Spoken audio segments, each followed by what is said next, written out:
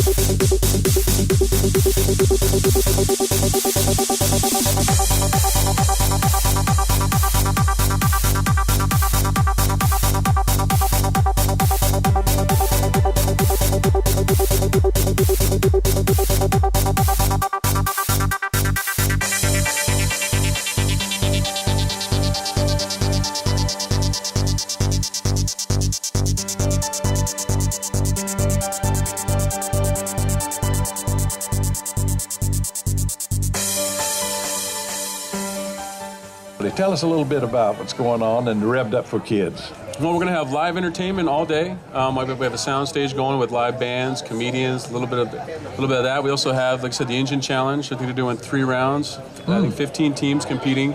I mean, it's great to come watch that. I mean, nowhere else can you see high school kids tear an engine down and put it back together in 20 minutes. High-performance engines. Yeah, in 20 minutes. These are V8 high-performance engines. Wow. So it's good. And like I said, we've got a good cross-section of the industry. We have vendors here to answer your questions. You know, people got questions about product, about stuff that's going on with What our about car. your product, Edelbrock, which I've been using for years? I put all your superchargers on, and those are fun. I do a lot of supercharger work for you guys there, Great. and I've been using your products for, God, I hate to say how many years that I've been using the product. But we got K&N filters, and we have a lot of things here. People can walk around and look, and actually a lot of educational things. Yeah, we have a bunch of educational partners that have showed up at OTC, Ohio Technical College, which has the Edelbrock Academy.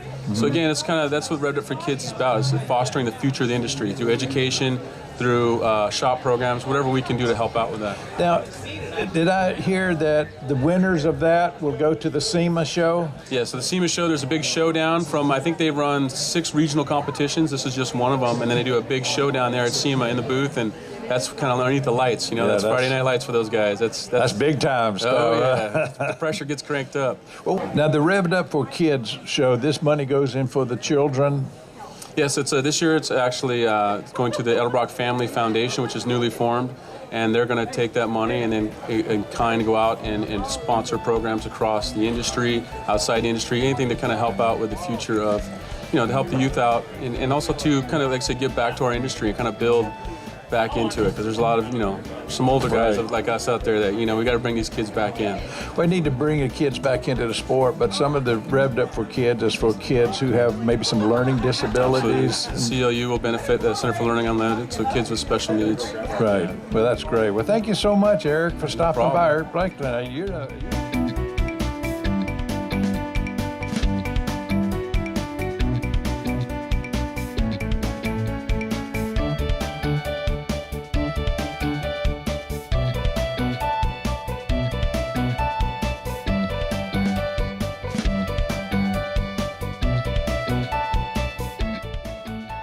and sitting next to me is someone that's spectacular, and I hope I pronounce her name correctly. She's a beautiful young lady, a 20-year-old, or Stephanie.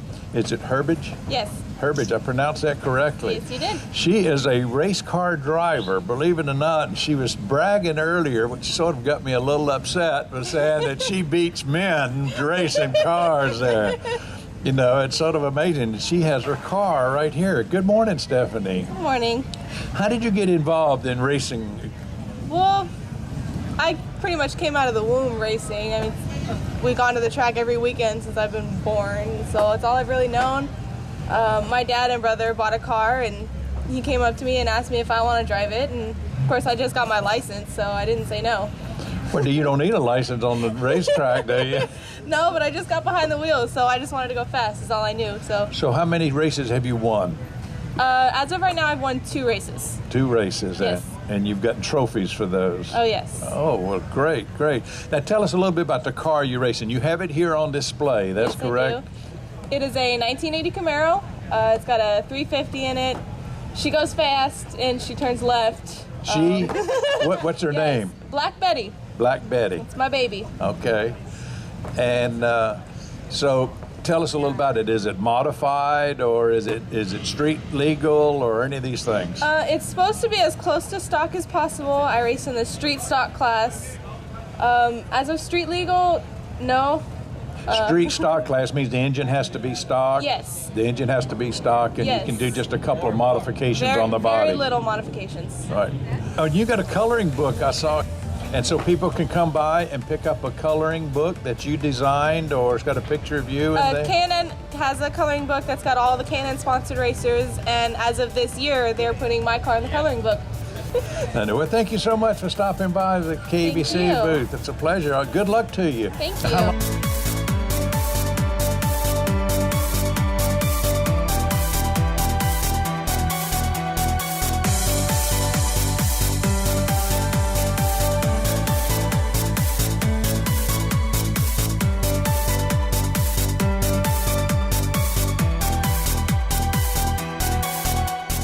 Well, we've been very fortunate. We've had a whole lot of enthusiastic support from people such as yourself and the whole Southern California car culture, car community, car hobby, and really now all over the world, and we're really proud of what we've become, but we couldn't have done it without the support of people such as yourself and other enthusiasts who wanted there to be a place such as the Peterson, and with the late Robert E. Peterson's support and help, and of course founder of Hot Rod Magazine and the Peterson Publishing Empire, who had the vision and the dream, we were able to kind of help flesh that out and build it and make it what it is today.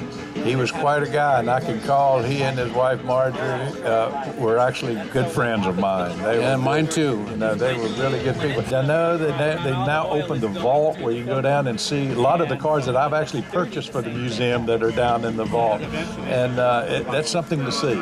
Well, we, for many, many years, first of all, we have more cars than we have room to display them on the public floors. And since most of our display, other than the diorama on the first floor, the streetscape, really get wrapped into themed exhibits, some of these cars really never fit into a themed exhibit, but they're fabulous anyhow. Right. But when we do have cars that fit, as we rotate the different exhibits, they're not pertinent to that particular exhibit, so they have to go somewhere. They go downstairs. Well, we thought, boy, what a great idea to be able to see all these cars, for everybody to come on in and see everything we've got at the same time as we continue to rotate themed exhibits.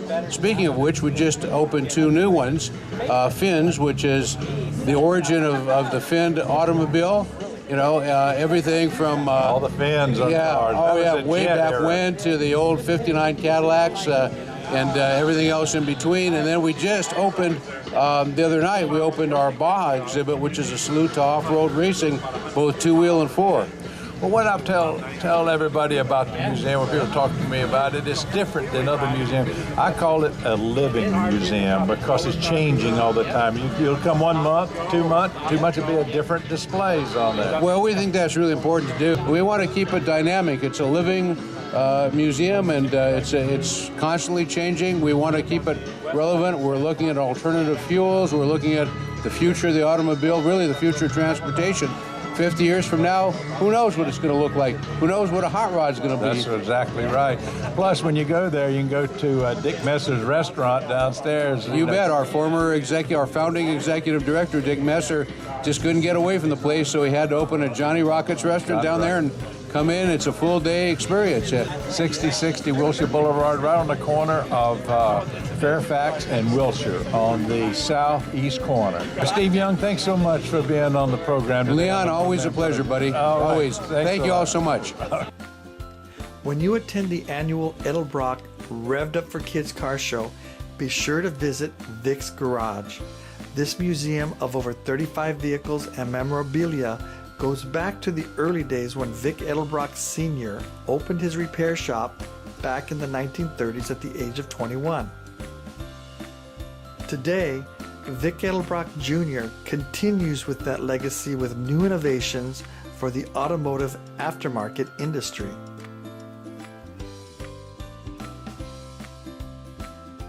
Is it true? And I keep saying it every week because I say it's the absolute best, and I know for a fact that I know it's the best because I've been in the business so long that one of the meetings we had one time at KABC that they didn't want any host saying the best unless they knew 100% that was the best. And if you hear a host usually say, that's the best car or something, how does he know that unless he's really, been in the business as long as I have, as long as you have. Right. And it is definitely best because you sell them worldwide. This is not just a local company. Oh, no, we sell all over the world. And I run the warranty department, and I deal with people everywhere from, I was working on a customer in Czechoslovakia.